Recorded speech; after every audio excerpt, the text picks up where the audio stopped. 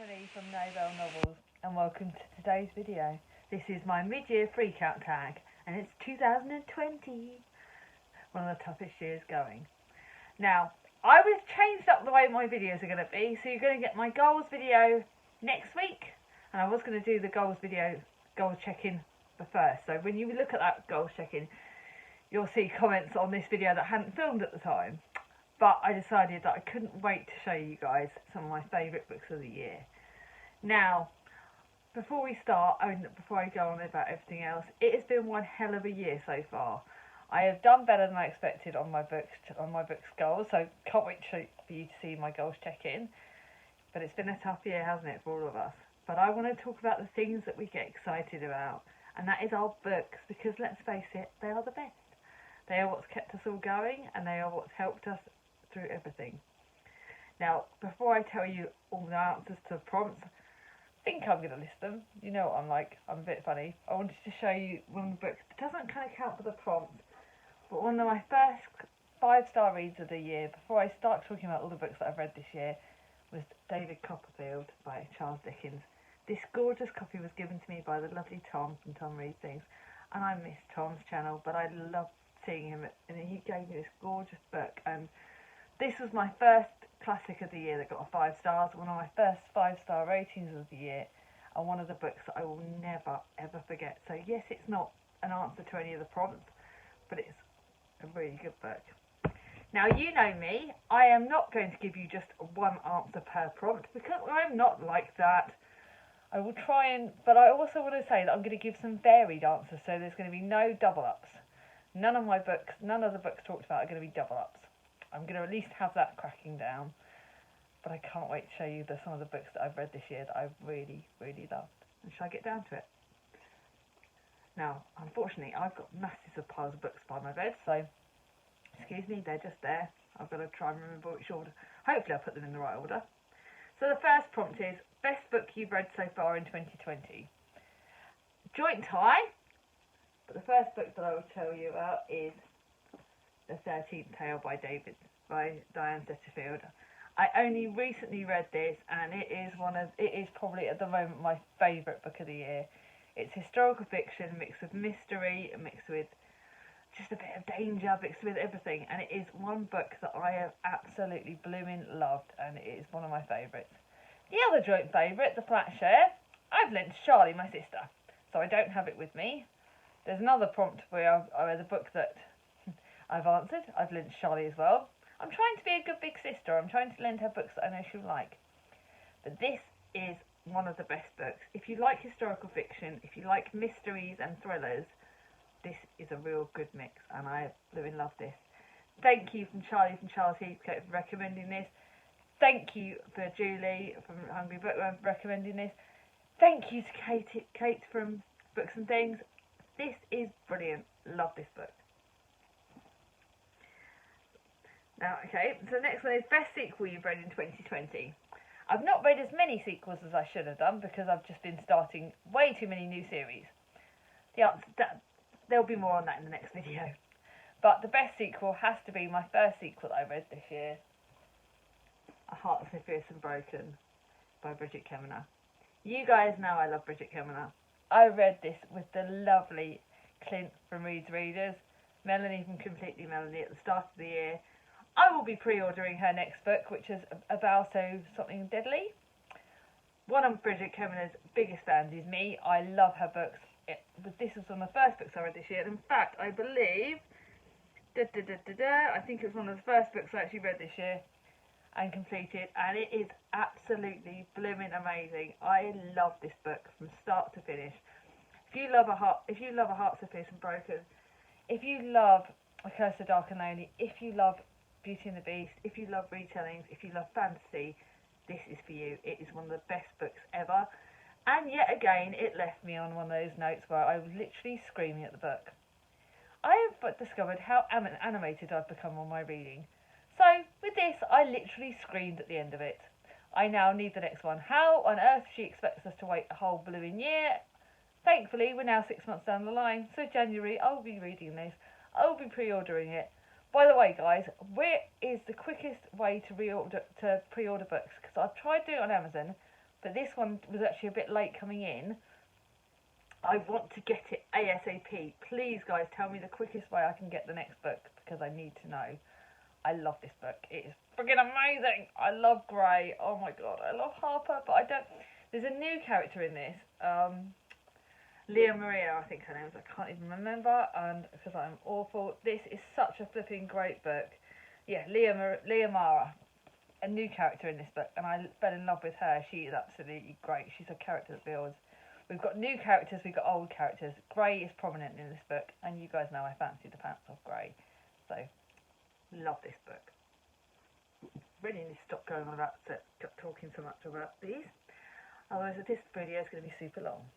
Next one is new release you haven't read but you want to. I could answer loads because I've bought quite a lot of new releases, but the one I am actually going to be reading in August, so a little little bit of news, and one that could kind of count as is The Switch by Beth O'Leary. I am buddy reading with the amazing Chloe, who I love to pieces. We're buddy reading this in August. I couldn't wait any longer. I find it hard because with new releases, you want to read them, but like at the moment I'm trying to get books off my shelves, and I know with a new release it will be staying on it, so it's kind of like beside the point. I love The Flat Share, so this is not a long book. It's only just over 300 pages, so me and Chloe will probably fly through it. This is about two women. One is a grandmother and one is a younger lady. Leanna escapes to her grandmother's, Eileen's house, for an overdue rest. Newly single and about to turn 80, Eileen would like a second chance of love, but her tiny new village doesn't offer any eligible gentlemen. So Lena proposes a solution. 2-month swap. Eileen can live in London and look for love, and Lena will look for elsewhere in rural Yorkshire. I love the idea of the grandmothers' relationships. I miss both my nans so much, and my mum's mum had such an important part in my upbringing. She really taught me all I know. She was always there for me, and I also love the relationship my children have got with both their grandmothers, especially my mum. My mum's just the best. So yeah, this is why that book was obvious. Look, it's gorgeous. Look at that. Oh my god, the spine. Oh, I love it. Stroke this book. This one will be getting kept. There is no way. I love The Flat Share. I know I'm going to love this. And buddy reading it with Chloe will make it even more amazing. Right. So the next one. Most anticipated new releases for the second half of the year. Well, I will link below my video for new anticipated new releases. So this one's going to be quite easy for you. The first one is B is for Victory by Lisa Evans. You guys know I love Lisa Evans' work. She's one of my favourite authors from last year. She's got the third in the series book coming out in August, at the end of August. It's another one I'll be pre-ordering. It's another one I'll be getting straight away. And the next one is Hollowpox and the Hunt for Morrigan Crow. I couldn't believe this. I watched Lauren's video this morning before I recorded this, and she answered the same question. Oh my god, I quoted the same answer as her. That makes me feel like I've got going for the right one. Apparently it was supposed to be released in April, then it got put back to August. Now it's been put back to October. It's one I desperately want. I was really torn. I didn't know whether to say The Tilly and the Wanderers, that third book, or the Morrigan Crow book.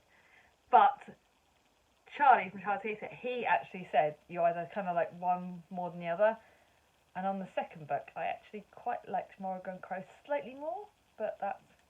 So I'm really, really looking forward to that. So I've kind of given 3 answers almost.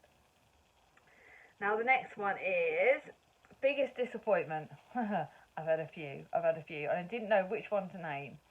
So I'm only going to name 2, but you guys would have seen on my look on my Goodreads reviews, you'll see a fair few flops on there. But I thought I'd give 2 that I haven't DNF'd because I pushed through them, but both got very low ratings and both were not what I was hoping for.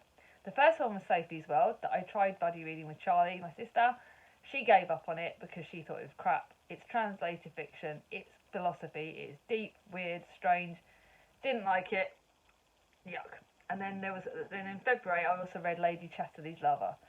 I thought that was supposed to be a bit of erotic in the classic zone, but it was weird. I didn't like it, got rid of it, never trying it again, and not even thinking about any of that author's work. It was that rubbish. Now, biggest surprise. So, I'm going to give an answer that I think Kaz from Cats and Camera mentioned.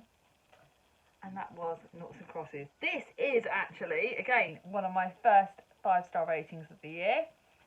This is Malorie Blackman's first book in this series. I've got the second and third that I need to read, and I just recently purchased another one of Malorie Blackman's books, Big Boys Don't Cry, or something like that, I think it is. Love this book. I didn't know what to expect. It's YA, it's dystopic, it's Callum is a naught, a second-class citizen in a world run by the ruling crosses. Seffi is a cross, daughter of one of the most powerful men in the country. In their world, noughts and crosses simply don't mix. As hostility turns to victory, I said that wrong. Can Callum and Seffi possibly find a way to be together? They're determined to try, and then the bomb explodes. This is tackling racism, which right now is very, very prominent, and it's something that we're all talking about quite a lot. And it's tackling it in the YA area, but it's tackling it from the other side of the coin. And it's very interesting, very thought-provoking, it did make me cry. So that could have been an answer to another prompt, but it has made me cry. But I think the writing is amazing. It's beautifully written. I cannot wait to get to the next books. Literally love them, so I'm so excited. I need to get the 4th and the 5th book in the series, I think. But yeah, that's the answer to that one. Now, favourite new authors, debut or to you? Gone for 2 to me. Now, I struggle with this because there is a lot of books, new authors I loved, but I've only read one of their books, so I don't think I can literally count them as a new author. Saw Beth O'Leary, I loved Flatshare, but I don't want to count them.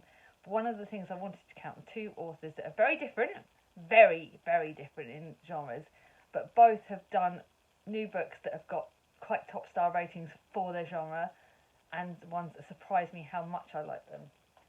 First one is Maureen Lee. Now this one I haven't read this book, but it's she does wartime fiction based in Liverpool. She sort of starts off, some of them are early 1900s, some of them are late 1900s. She's also got something like wartime fiction. This one might be, I think it's, I don't even know what era this is. Sometimes she's got some modern fiction runs. But I have found I've read quite a few of her books that I've got from charity shops, and they've all been consistently good. They've all been at least 4 stars, which for a chick lit / historical fiction the area, I would say they are a real mixture of chick lit and historical fiction. But for that, to get that star rating, to get me my hooked, to make me fly through, her writing is brilliant. Her character development is absolutely incredible.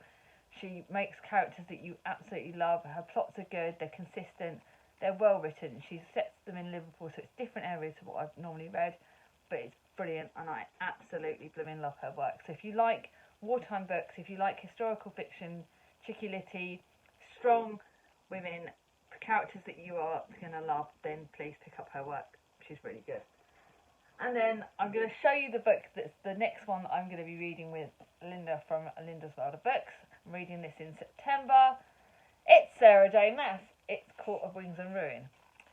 Julie gave me the first 3 books last year, and I looked at them and thought, I'm not going to like them. Don't like his fantasy. Didn't think I would like them at all. Court of Thorns and Roses I read in January. Liked it, got 4.5 stars. Then I read The Court of Mist and Fury, and I loved it. I didn't think I would love it as much. So now I'm going to be reading this. She is fantasy in a very good way. Very, very raunchy was the last book. Very naughty and very raunchy, but still it's YA. This is the 3rd. I have now got to somehow buy all the other ones because I'm going to have to start looking for them. She writes chunky books, but they're fantasy and they're well written and they're amazing. If you're new to fantasy, I think she's quite good because it's fantasy in an accessible way that you can read and understand. Characters that you love, storylines that grip you, and books that you do not want to put down. Okay, next one is Newest Fictional Crush. And I've gone and given up the book that has that character in. And the next book is on my shelf and I forgot to put it down. My newest fictional crush has to be Wolf from Scarlet. I like my bad boys. I like the boys that get me rough and raw. So, I love Wolf. I love the bad boy, the fighter, the strong man. If meet Chris, that would be quite an interesting concept, interesting comparison. But no, I fancied the pants off him. There is another answer, which is Tom from The Hunting Party, because I did like him, and Simon from Savage Reads mentioned about him, and I really did, yeah. Again, a bit of rough and ready, a bit of dark, mysterious kind of character. That's who I fancy. That's why I love Grey on The Hearts of Fierce and Broken. Love the bad boy, love the rough and tumbly boys. Getting all real excited here, aren't I? A bit naughty. But yeah, so go on, Wolf's my bad boy. Can't wait to request this at the end of the month with Clint. So excited! Another series I didn't think I'd like. Okay, newest favourite character. Completely the other end of the spectrum, a female character from a book that I've lent to Charlie, and that has to be Fleetwood from The Familiars. I love that lady. She starts off the book really gentle. Poor little love has had miscarriages after miscarriage, not been able to keep a baby, and you start her off with being very weak, and she's pregnant again, and she's going to do anything possible to keep this baby. And so she meets this lady who's kind of in the area of the witchcraft, but you don't know if she definitely is or not, but it's implied.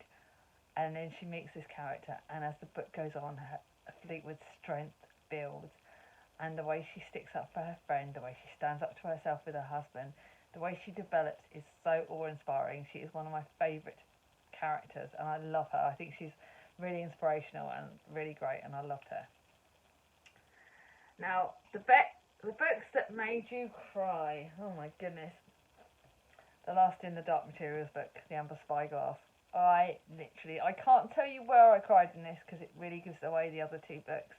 And if you've not read the other two, then yeah. But safe to say, if you read this book and don't cry, it'll be a shock. Buddy read this with Berna, Gaia, and my sister Charlie. Loved this series. My Uncle Michael got it for me, and what a way to end the series. I cried my eyes out on this, and it got me. There's quite a few other books that cried, because you guys know what I'm like. I'm the biggest wimp going, but this one really stood out to me, and one that I wanted to mention. And there was also Home Fire by Camilla Shanzi. I do hope I've said that right. That is the book that I've literally just read last month, and it will be on my wrap-up that I've just put up. That made me cry. It's terrorism, it's about families, it's about families, and how it's not all what you see different sides of the coin on that book, and I really, really felt that really related to me. It made me cry. The idea of anything happened to my sisters, or it would just kill me. So that book, yeah, definitely made me cry. Now, book that made you happy. Again, Flatshare kind of counts, because I did like that, but I've already said that one, so I didn't want to mention that again. But I'm going to mention a book that's by one of us, by a fellow booktuber friend, someone that I adore, and that is the second in the series of Indisputably Doris by Charles Heathcote. He reckons a lot of people have said that the second in the series they like the least, and he's currently writing the fourth. Actually, this one made me crack up laughing. There are still bits that made me cry, but boy did I laugh my head off in this book. Doris's character is so funny, and her husband Harold I love. This is a brilliant book. This made me a mixture of emotions, but it was such a good book. I love the northern sense of humour that Charlie writes with. It's brilliant. It's a book. This series, if you need like a cosy kind of book, pick this up. There are some tearful moments, because there are some things that happen in this that did get me gulped. But in general, I smiled throughout this book, and certain bits made me really laugh. Oh yeah, also David Copperfield, I loved that. So strange, aren't they? But yeah, brilliant book. Had to mention that. Go and support Charlie, check out his channel, get his books, support him. He's brilliant. Now, the next one is most beautiful book you bought so far this year. So I'm going to say, oh my goodness, I've got 3. I'm really bad, I'm sorry guys. First one I've only just bought, The Patchwork Family, the chicklet, the Cassie Family. Look how gorgeous it is. One of those new releases that I want to get to, because it's summer, and look at the apple trees, and I think that's beautiful. Different genre again. Wakenhurst is one of the first books I bought this year. Look at that manor. I really love this book. Look at the colours. It's just absolutely beautiful. This is historical fiction. Edwardian Suffolk, that's it. Ooh, Haunted by Witchcraft. I think I might need to get around to this. Looks pretty good, but yeah, look at it. Look at that spine as well. It's absolutely beautiful. I think Tom might have talked about this last year. It's brilliant. And now the first answer that I was going to give is The Eve Illusion by Giovanna and Tom Fletcher. another book that came out this year, and I need to read it. I read the first one and loved it, but I've heard mixed reviews on the second one. It's not a very long book. I believe it's only nearly 400 pages, but it is so. Look at those pages, guys. It's got to be. This one alone is absolutely beautiful. Look, yeah, it's fine. To me, it's these end pages that are absolutely gorgeous. Oh my goodness! I got Chris to buy it for me at the start of the year, and what about it? Beautiful, absolutely gorgeous book. I loved the first book. Even Man. I'm looking forward to trying this. I don't normally buy hardcover books, but I love the look at this. It's absolutely beautiful. So yes, that's the answer to that one. Now, books. What books do you need to be read by the end of the year? I've already told you quite a few. I'm going to briefly mention a few more that have struck out at me, but I'm only going to briefly mention them because this is already a long video. Three Wishes by Leanne Moriarty. The lovely guy from Garathena got me this year, and it's one I absolutely loved. I love this. This is about. They say trouble comes in three. Triplets, Lynn, Kat, and Gemma. Their 30th year is no exception. Love books on triplets. Love books on sisters. Guy got me this to make me smile, and it is such a gorgeous book. I just love it. I really love it. So I've got to get to that. I'm reading another sneaky peek in August. I'm reading another Leanne Moriarty book because I couldn't wait to read it. One I'm saving for Victober, I bought at the end of last year, but I've got to save it for Victober because I wanted to have some shorter books for Victober. It's Agnes Grey by Anne Bronte. I love The Tenant of Barbell Hall. I want to have read all of the Bronte books by the end of the year. That was a goal that I didn't set myself in my goals, but I set to myself. This is a really short book, but I love Anne Bronte's work, and I'm really looking forward to reading that. One that I got sent by the Kerry Ann from Women vs. Book. She sent me this at the start of the year, Red, White and Royal Blue. It's one of Clint's favourite books. I said I would get to this by the end of the year. I really, really do need to get to it.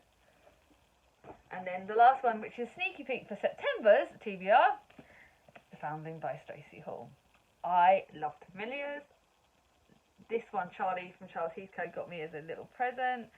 It is a beautiful, gorgeous book. I loved The Familiars. I'm going to be buddy reading with Amy from PSI Love Books. It's brilliant. Check it out. Now, favourite book community member. Now, I don't know what to say about that because there are too many of you that I love. But I don't know if I'll link the channels below because, again, I don't know whether to write the prompts or link the channels, but there are some people that I have really stuck out at me this year, and I really wanted to say thank you. The first one I want to say a big thank you to is Julie from Hungry Bookworm. She has been my friend since before I joined this channel. She's someone I've visited. I speak to her on the phone. She's always there for me through my best and worst times in my life. So I'm going to say thank you to Julie. Charlie from Charles Heathcote, again, been friends with for a very long time. Very supportive, chats to me all the time. Amazing. Chloe from Chloe Reads Things. Love Chloe. She's, again, someone I chat to a lot. We buddy read a lot. She's amazing. And then there's two others. If your name's not mentioned on here, please don't think I don't be grateful for you. I'm grateful for every one of you. But there are two people that I've been speaking to a lot recently and that have been there through the thick and thin. I'm not going to cry. One is Clint from Reads Readers. I love his channel. He's brilliant. He's my American friend. We chat on Facebook Messenger. He's always there for me. Again, another great friend. And then lastly, Linda from Linda's World of Books. We buddy read together. We chat regularly, and she's amazing. I've got so many BookTube friends, and I'm so grateful for all of you for putting up with me, doing my best and worst. I don't always say things right. I'm not the best, but I am who I am, and thank you for all your support. Thank you to every one of you for watching this video. If you like it, give it a thumbs up. If you're new to my channel and not subscribed yet, ring on my ding-a-ling, and I'll see you all soon. Bye.